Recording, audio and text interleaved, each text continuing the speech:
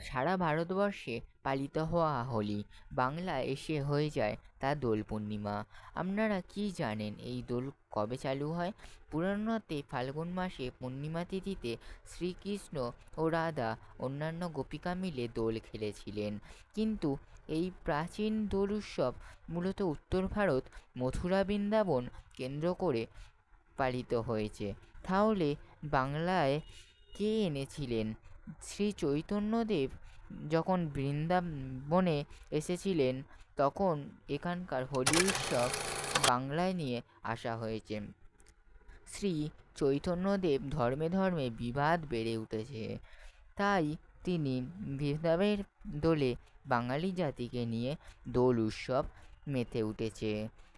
হাওড়া থেকে প্রিয়ম দাসের report, carat Bangla.